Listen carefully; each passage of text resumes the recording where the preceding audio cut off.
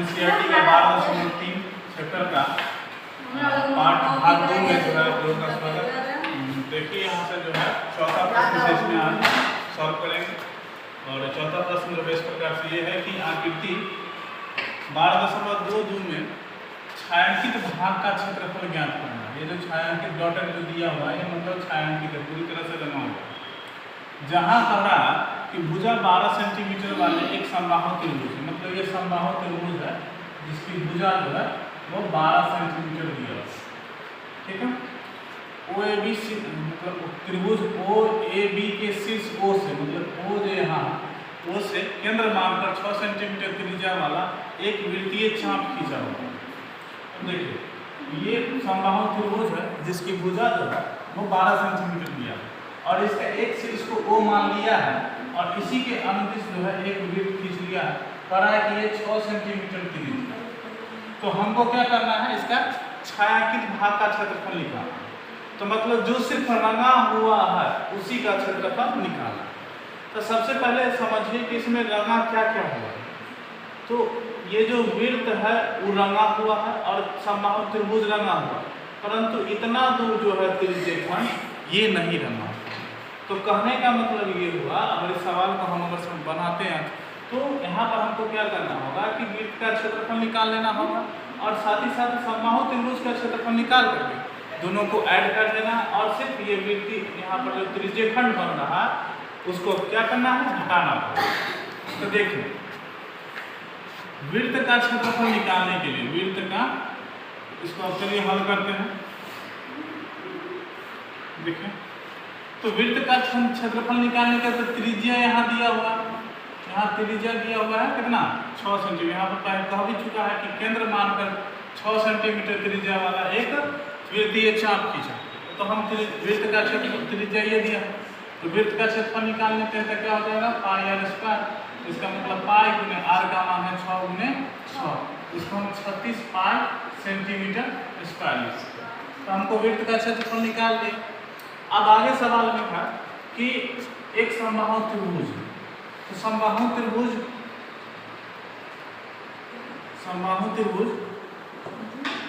का क्षेत्रफल, तो समबाहु त्रिभुज का क्षेत्रफल अगर आप लोगों को याद है इसका मतलब होता है √3/4 गुने भुजा स्क्वायर, ठीक है।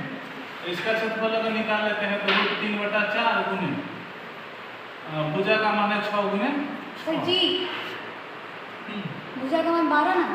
हाँ, भुजा का मान जो है यहाँ ये जो दिया हुआ है 12 दिया हुआ, तो 12 गुने 12, एक काट लेंगे 4 दिया 12, तो इसका हो गया 36√3 सेंटीमीटर स्क्वायर।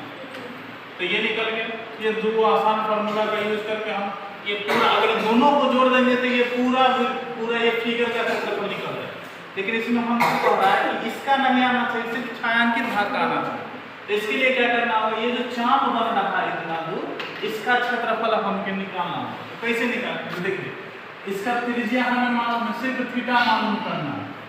तो देख एक चीज बताइए, थीटा समबाहु त्रिभुज में सभी भुजाएं आपस में बराबर होती है तो सभी कोण भी बराबर होंगे।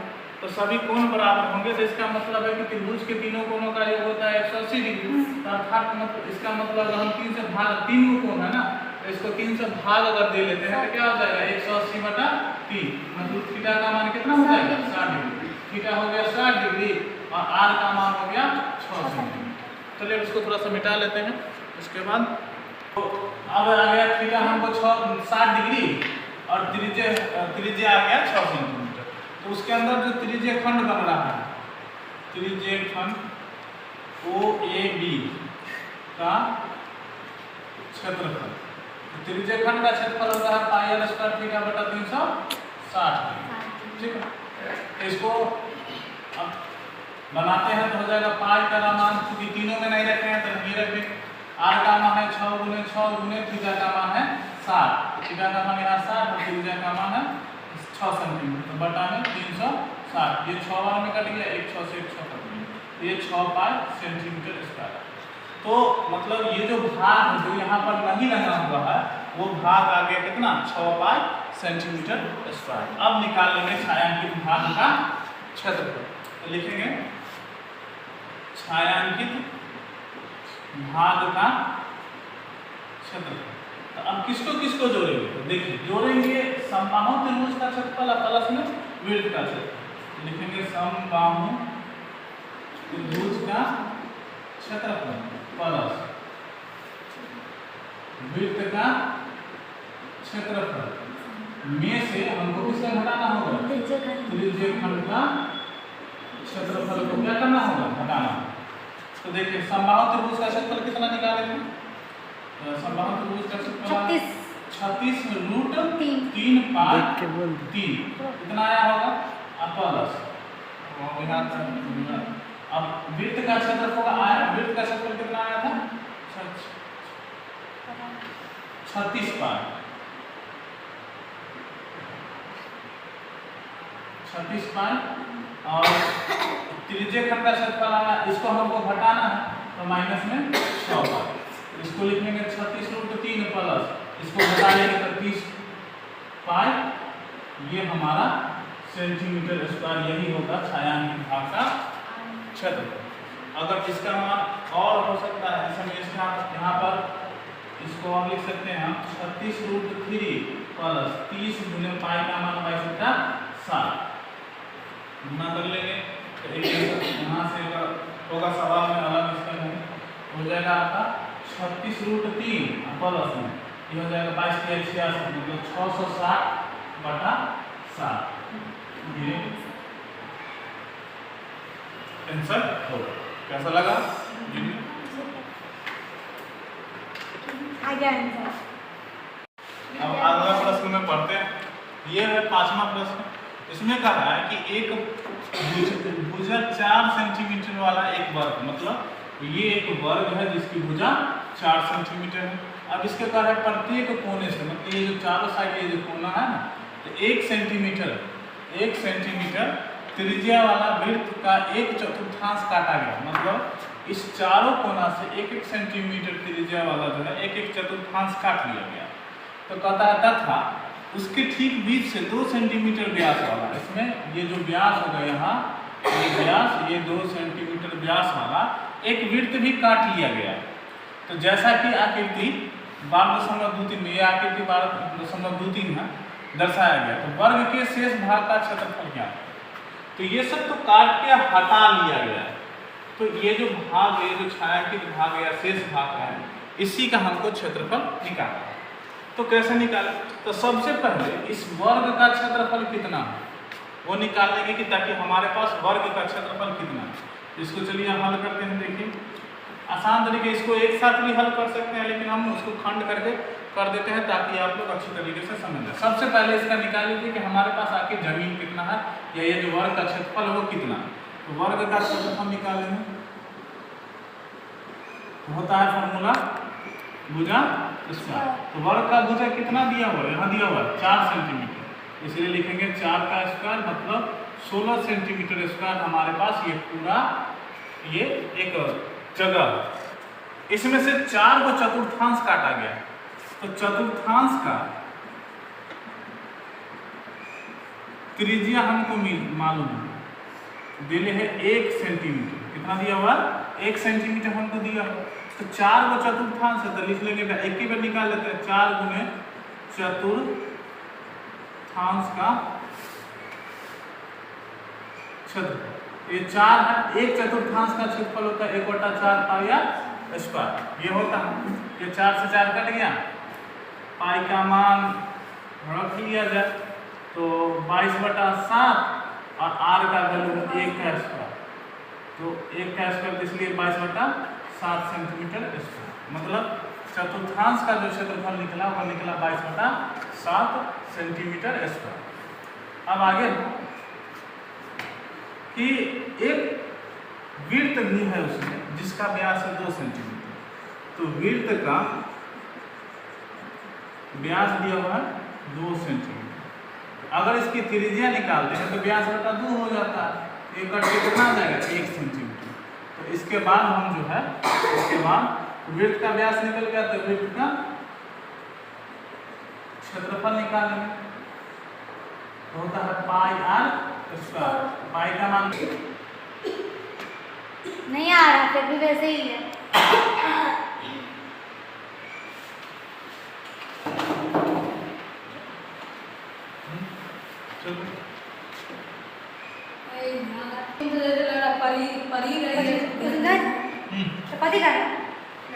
इससे पहले क्वेश्चन क्या कर लिखा है सजेशन आपको?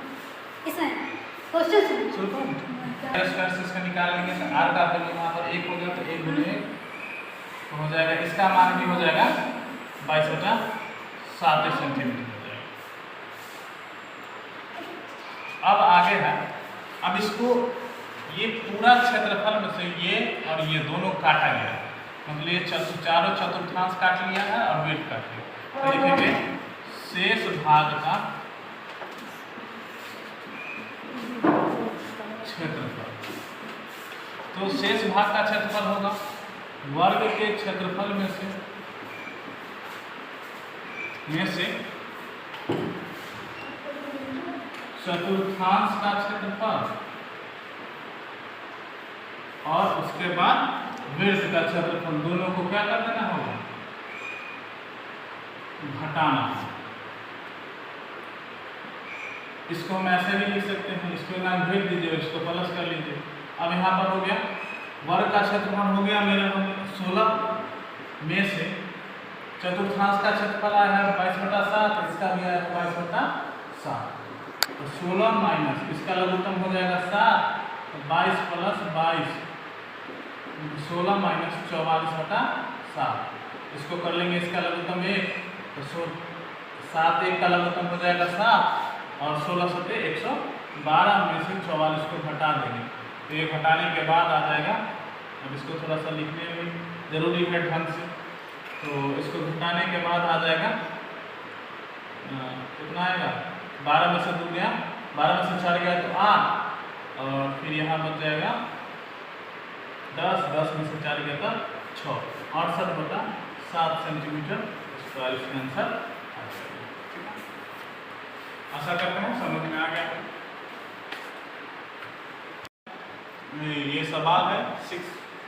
अब इसमें क्या है कि एक गोल का जो टेबल होता है घर में खाने वाला, तो एक गोलाकार टेबल वही कह रहा है कि एक वृत्ताकार मेजोपोष है, मतलब वही हुआ डिजाइन वाला जो मिलता है सभी के, अब खाने वाला जो बनाया जाता है वही है।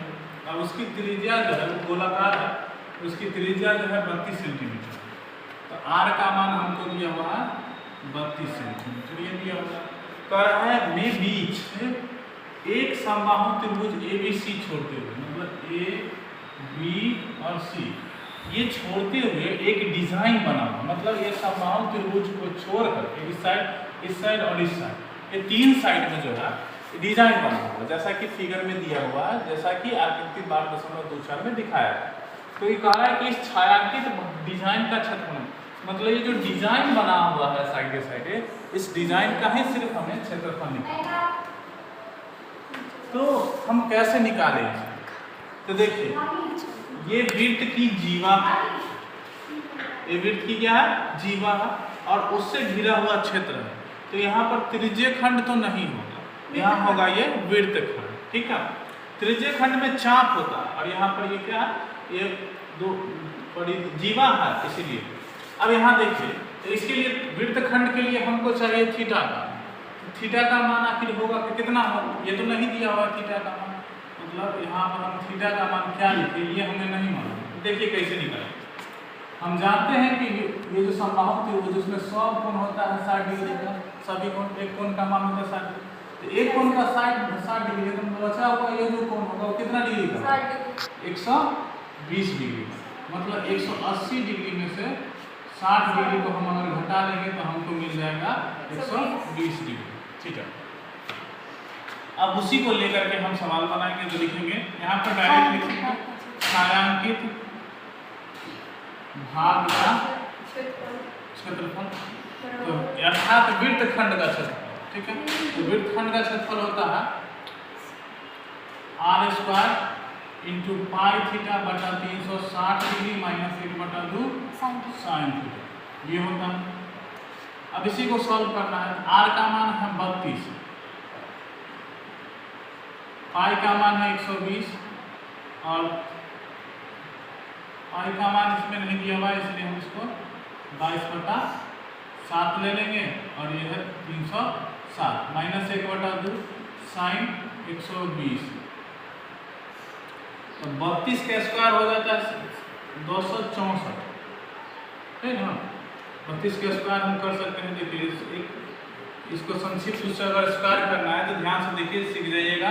2 अंक वाला स्क्वायर आसानी से ज्ञात कर सकते हैं। जैसे हमने पहला अंक का स्क्वायर कीजिए, 2 का स्क्वायर कितने हो जाता है? 4 होता है, ठीक है। बाद में कि जितना भी अंक हमें दिखाई दे रहा है सबको गुना कीजिए, तो 3 दूना 6, 6 दूना 12 के 2, हासिल कितना हो गया? 1। और फिर पहला अंक का स्क्वायर करके हासिल को जोड़ दीजिए, तो 3 का स्क्वायर 9 और 1 हासिल हो गया 10। इस प्रकार से बिना कहीं लिखे हम ये लिख सकते हैं। तो ये 264 नहीं 224 हो जाएगा, ठीक है। भले ही हम चेक कर लिए, अच्छी बात है, तो गलती हो गई। तो ये 224 हो गया और ये 12 दिया 36 3 बार में कट गया, तो ये हो गया आपका ऊपर में 22 और नीचे 7 दिया 21 -1/2। अब साइन 120 डिग्री का मान तो हमें पता नहीं है, लेकिन अब हम इसके पूरक कोण से इसको निकाल सकते हैं। तो पूरक कोण 180 डिग्री, तो 180 डिग्री करेंगे, यहाँ से घटा लेंगे तो फिर उनको साइन 60 आ जाएगा। तो साइन 60 का मान होता है √3/2। इसमें मान दिया होगा है ना? नहीं दिया होगा। अब इसको आगे कर सकते हैं 224। और थोड़ा सा कोशिश कीजिए कि परीक्षा में लिखने समय बराबर के सामने बराबर होता है तो अच्छा लगता है, ठीक है। इसलिए 22/21 माइनस ये हो जाएगा तुमको √3/4। आप आगे इसको सॉल्व कर लेते हैं। √3 का मान बैठाना है ना, तो √3 में है आंसर इसका। तो देखिए 224 इंटू इसका लघुत्तम हो जाएगा 21 चौक 84, तो 22 चौक 88 और माइनस ये हो गया 21√3। इसी प्रकार से आंसर दिया हुआ है कि गुना करके दिया हुआ। इसका आंसर हम इतना पर ही छोड़ सकते हैं।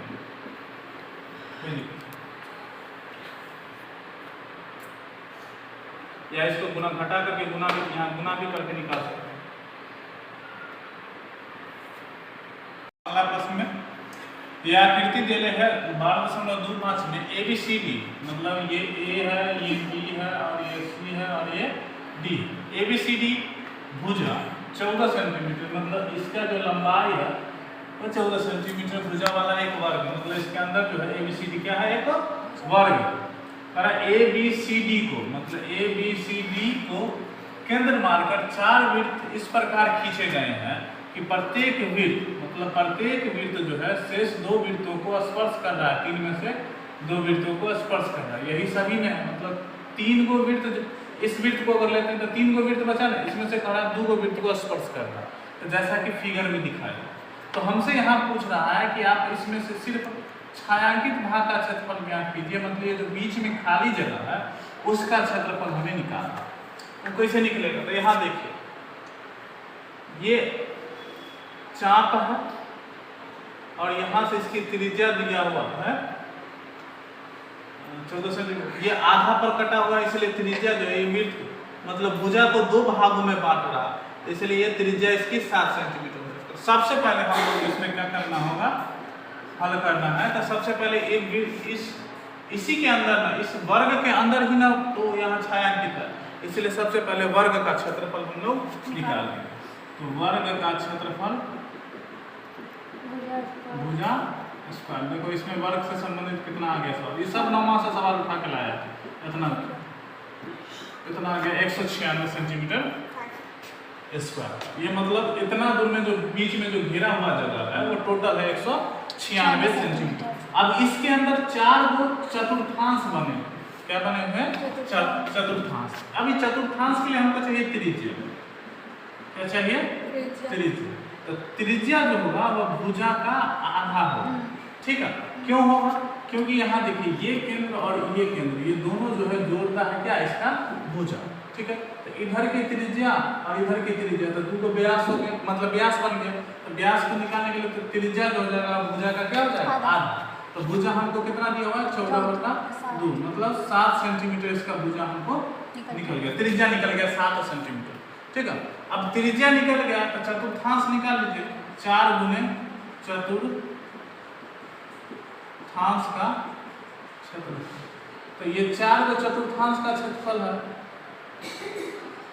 इसलिए 4 गुने 1/4 पाई आर स्क्वायर। 4 से 4 कट गया, पाई 22/7 और गुने आर का मान है 7 गुने 7, एक साथ से साथ कट गया। इसको दोनों को गुना करेंगे तो 154 सेंटीमीटर स्क्वायर।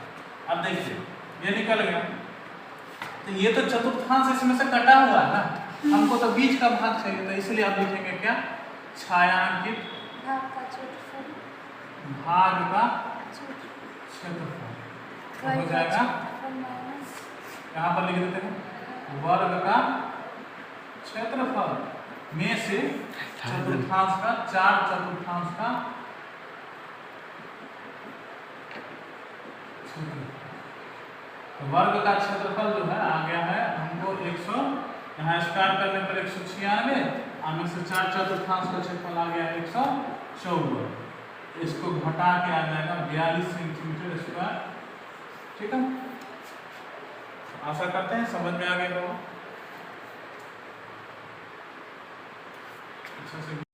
हेलो दोस्तों, आज जो है ये एक्सरसाइज 12.3 का एनसीईआरटी मैथ जो है 10th क्लास का, जो बिहार बोर्ड का संबंधित है, उसका जो है सार्थक प्रश्न बता दिए थे।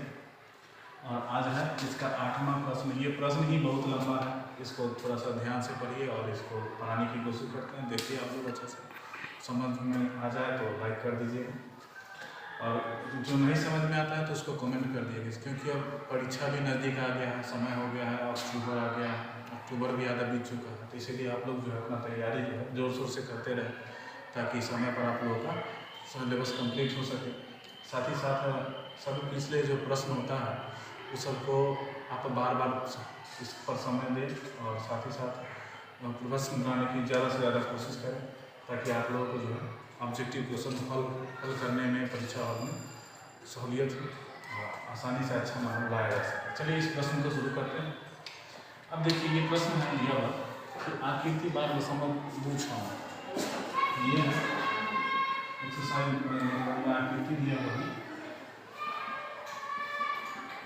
12.26। तो ये है एक दौड़ने वाला ट्रैक बना है, जो जैसे में बड़ा शहर में बनाया हुआ रहता है, दौड़ने वाला ट्रैक है, पथ है, दर्शाते हैं जिसके बाएं और दाएं सिरे पर अर्धवृत्त है। मतलब ये दोनों अर्धवृत्त है, दोनों साइड में गोल होता है, दोनों की आंतरिक समांतर, आंतरिक जो रेखाएं हैं वह समांतर, ये दोनों जो है वो समांतर है, एक दूसरे के समांतर। उनके बीच की दूरी कहाँ है, 60 मीटर। मतलब ये जो दोनों हैं आंतरिक रेखाखंड, इनके बीच की दूरी ये हो गया आपका 60 मीटर। ये कितना हो गया, 60 मीटर। आगे कर रहा है कि इनमें से प्रत्येक रेखाखंड 106 मीटर होगा। मतलब अब रेखाखंड की बात हो रही है, तो यहाँ जो रेखाखंड है लंबाई है इसका 106 मीटर। ठीक है, 106 मीटर। और कह रहा है ये जो पथ है, ये जो पथ है ये 10 मीटर चौड़ा है। ये कितना मीटर चौड़ा है, 10 मीटर चौड़ा है। तो ज्ञात कीजिए, मतलब ये ज्ञात करने के लिए कहा, पहला क्वेश्चन है इसमें दिया हुआ, पहला कि पथ के आंतरिक किनारों के अनुदिश एक पूरा चक्कर लगाने में तय की गई। मतलब आंतरिक, देखिए कोई भी प्रश्न बनाना हो ना तो पहले प्रश्न को समझिए। प्रश्न अगर समझ में आ गया तो आप आसानी से सवाल को सॉल्व कर सकते हैं। और ये जरूरी भी है प्रश्न को ढंग से, अगर एक बार में प्रश्न ना आए समझ में तो 2 बार पढ़ो, उससे आपको प्रश्न पूरी तरह से समझ में आ जाएगा। चलिए देखिए, अब हमने वो सब कर लिया है, मैंने वो सब कर लिया है जो आपको सवाल में दिया हुआ। सवाल में है एक ट्रैक है, रनिंग ट्रैक, फिर से समझ लीजिए, एक रनिंग ट्रैक है, पथ है, तो अर्धवृत्ताकार है, दोनों साइड से, इस साइड से भी और इस साइड से भी अर्धवृत्ताकार। इसके आंतरिक जो चौड़ाई है यहाँ दिया हुआ, रेखाखंडों के बीच की दूरी है आंतरिक जो है वो 60 मीटर है। मतलब बीच की चौड़ाई जो है आपका 60 मीटर है, और रेखाखंड जो है 106 मीटर है। मतलब रेखाखंड कहा है, रेखाखंड यहीं तक आ रहा है, इसलिए इसका मान हो गया 106 मीटर। और ये जो पथ जो चौड़ा है, मतलब दोनों की जो चौड़ाई होता है, पट्टी होता है, वो 10 मीटर है। अब कह रहा है कि एक बार आंतरिक भागों में हम जो दौड़ेंगे, इसका हमको पथ की तय की गई दूरी। ठीक, अब देखिए दूरी ज्ञात करना है, तो सबसे पहले हम जो दौड़ेंगे वो क्या दौड़ेंगे, तो देखिए यहाँ से यहाँ दौड़ेंगे, ठीक, और फिर यहाँ से इस प्रकार घूमेंगे, फिर यहाँ से इस साइड होते हुए फिर इस प्रकार से घूमेंगे। एक लाइन मेरा इन ना घूम कर चले, यही हो गया आंतरिक तत्व। अब यहाँ चूंकि लंबाई पूछ रहा है, क्या पूछ रहा है? तय की गई दूरी। दूरी का मतलब होता है परिधि। अब इसको समझिए, तो यहाँ से हम चलेंगे और घूम के यहीं चले आएंगे, यही ना हमको ज्ञात करना है। तो देखिए इसमें है क्या, यहाँ देखिए मैंने ABCD इस पर मानक लिखा दिया, ये A पॉइंट, ये B है, ये C है, ये D है, उधर नीचे E है, F है, G है और H। अब देखिए इस आंतरिक भाग में क्या क्या आया मेरा, तो सबसे पहले यहाँ पर आया D पॉइंट और यहाँ पर आया C पॉइंट, ठीक है। तो इसकी दूरी आपको पता है कितना है, 106 मीटर। ठीक उसी प्रकार नीचे चले आते हैं, तो नीचे है E है और इस साइड है H है। तो इसकी भी लंबाई हमको मालूम है 106 मीटर। चलिए भाई इतना दूरी तो हमको मालूम हो गया, ये भी इतना दूर दौड़े तो 106, नीचे भी दौड़े तो 106। अब बचा क्या, तो इधर भी अर्धवृत्त बच रहा है और इधर भी अर्धवृत्त बच रहा है, तो दो गो अर्धवृत्त है, तो अर्धवृत्त का परिधि ज्ञात कर लेंगे, आप सभी को जोड़ लेंगे तो निकल जाएगा। तब आसानी से उसी को बनाते हैं, पहला प्रश्न को सॉल्व करते हैं। तो देखिए पूछ रहा है पथ की आंतरिक किनारों के अनुदिश एक चक्कर लगाने में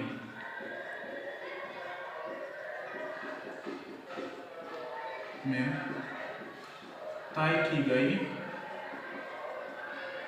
दूरी। चलिए अब इसको सॉल्व कर लेते हैं। यहाँ पर खत्म हुआ, बराबर का चिन्ह यहाँ भी है। अब देखिए लिखते हैं, तो सबसे पहले अभी बता चुके हैं ये क्या है, यही दौड़ेंगे तो क्या हो गया BC की लंबाई प्लस नीचे हो गया EH की लंबाई, ठीक। और इस साइड भी अर्धवृत्त है, इस साइड भी अर्धवृत्त है और इधर भी 60 मीटर चौड़ा है और इस साइड भी 60 मीटर चौड़ा है। तो ये दोनों मिलकर के वृत्त भी तो बन सकता है, या अगर अर्धे वृत्त निकालते हैं तो 2 गुने अर्ध वृत्त का परिधि,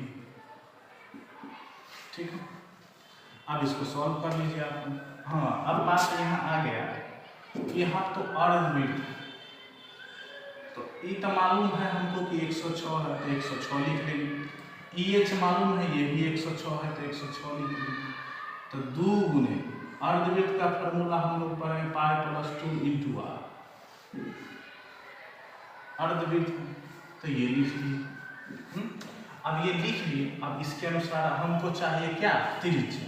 तब समझने वाली बात है कि त्रिज्या होगा, तो यहाँ देखिए ये अर्धवृत्त में इसको क्या करते हैं, व्यास करते हैं, और इसी का आधा होगा ना तो त्रिज्या।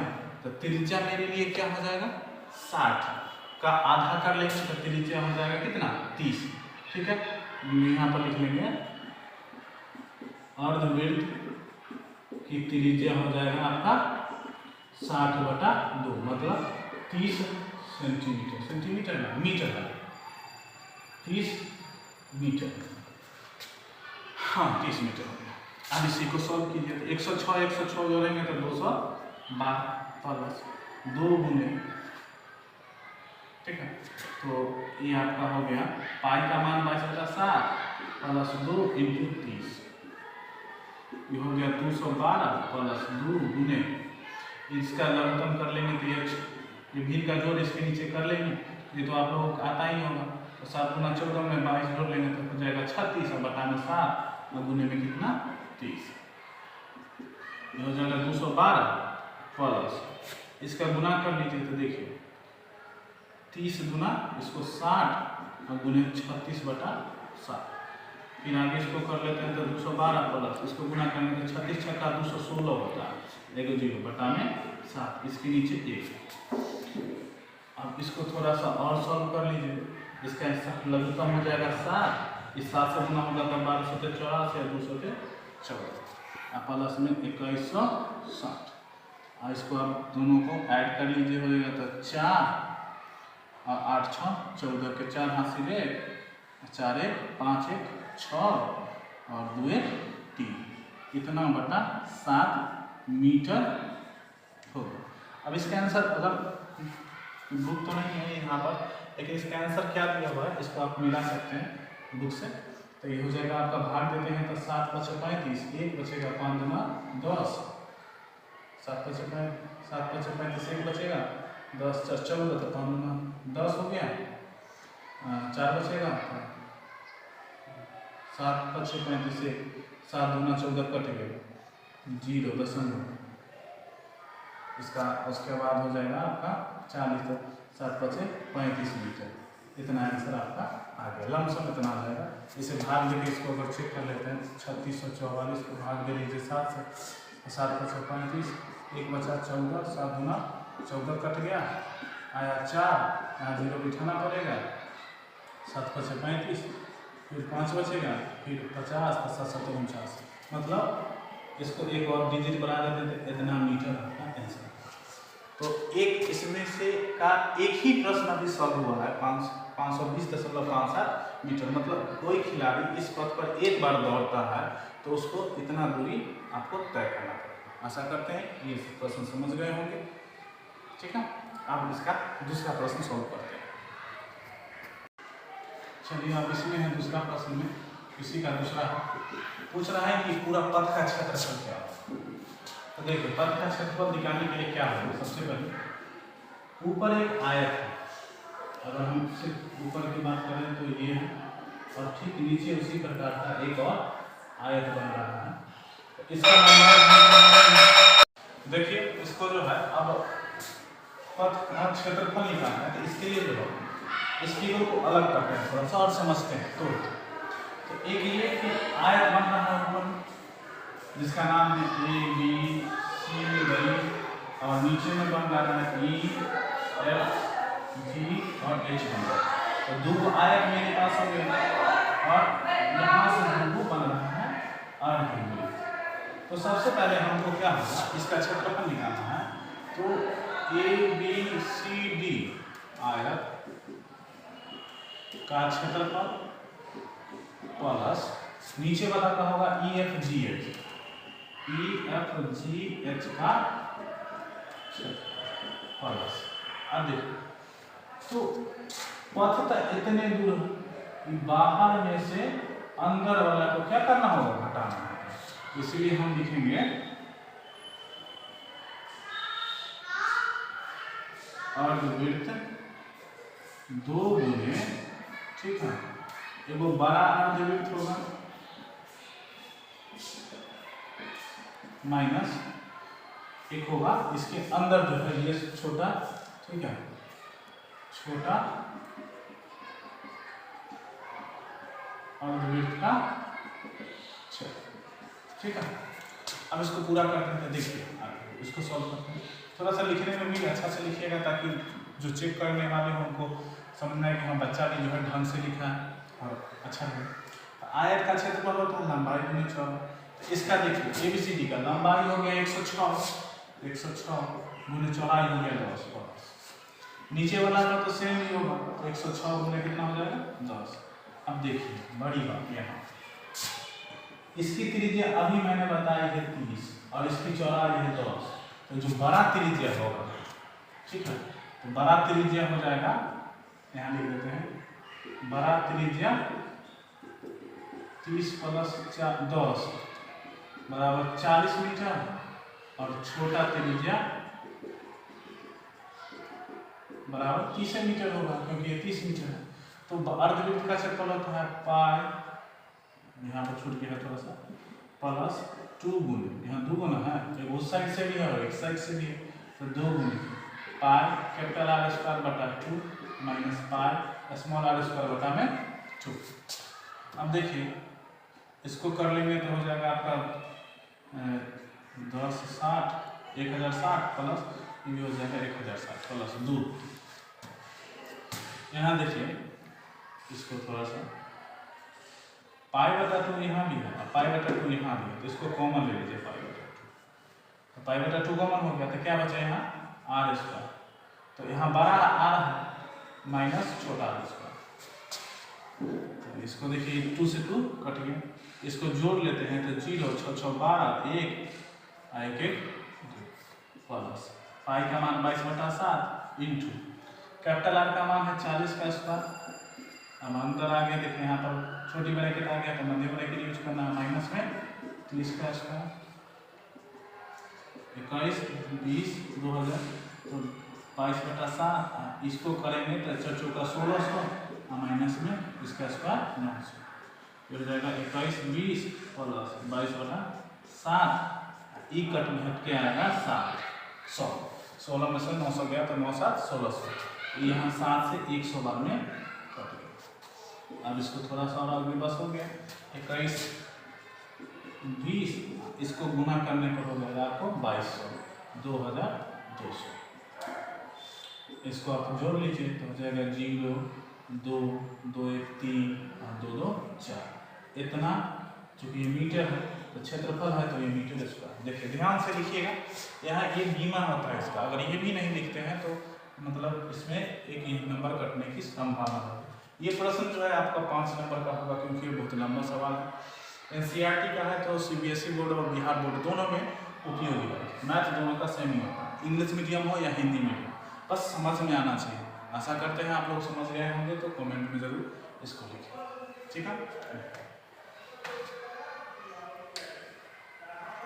8 नंबर तक तो हो गया, ये 9वां नंबर है। इसमें देखिए ये जो दिया हुआ है इसमें कह रहा है आकृति 12.27 में ए बी और सी डी जो है वह ओ केंद्र वाले एक वृत्त के दो परस्पर लंब व्यास है, मतलब ये ओ केंद्र का कोई वृत्त है, ठीक है, और उसमें ओ ए त्रिज्या हो गया और इस पे ए सी और सी बी क्या है, दो परस्पर लंब बन रहा है, ठीक है।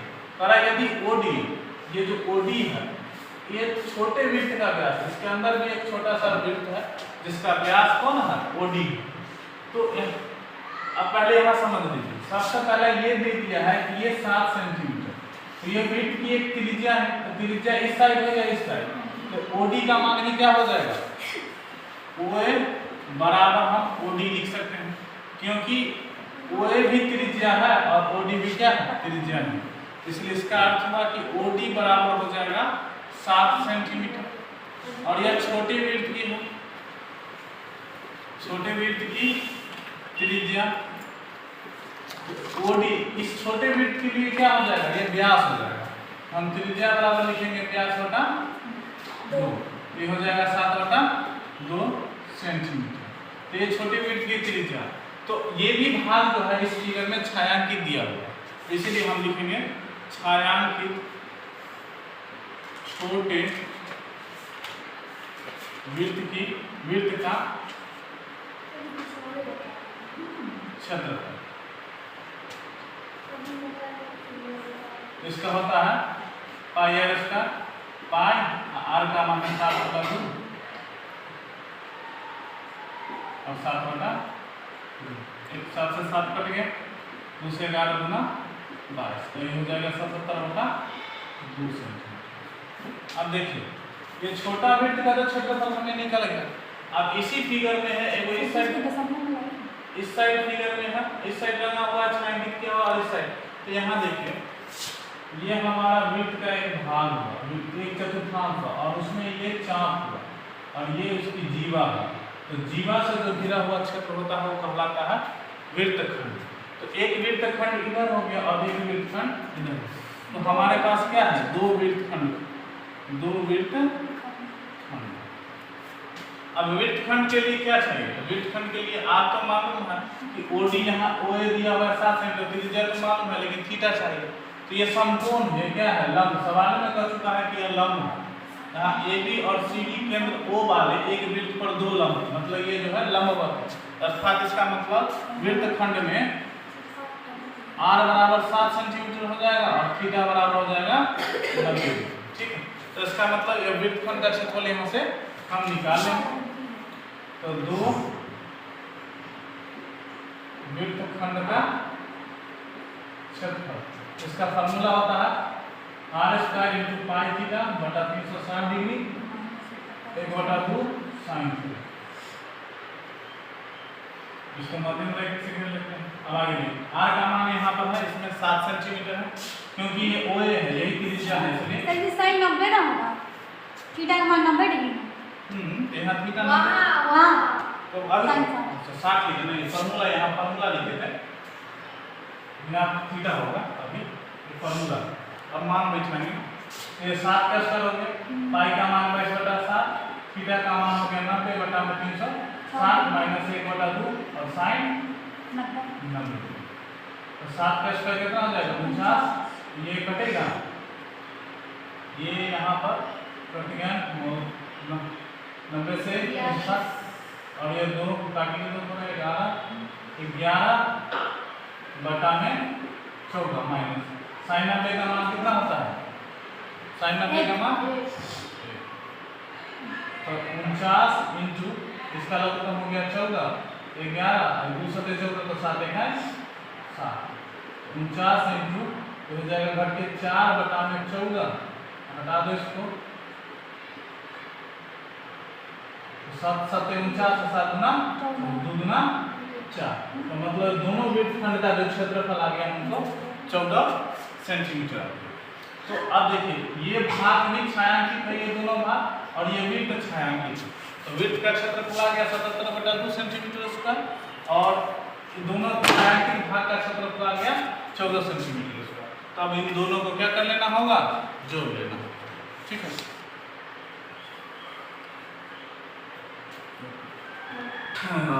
चलो इसमें जो है एक छोटा सा चीज छूट गया है, यहाँ 2 वृत्तखंड का क्षेत्रफल, तो यहाँ पर यही यहाँ पर छूट गया है, यहाँ पर 2 गुने कर लीजिए सभी जगह, सबके पीछे 2 लगा लीजिए, 2 गुने हो जाएगा।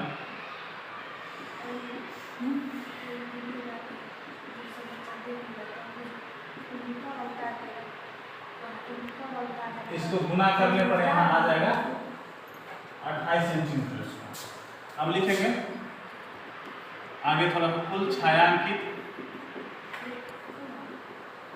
भाग का क्षेत्रफल, तो इसमें हो जाएगा, इसको थोड़ा सा यहाँ लिख देते हैं, वृत्त का क्षेत्रफल प्लस 2 वृत्तखंड का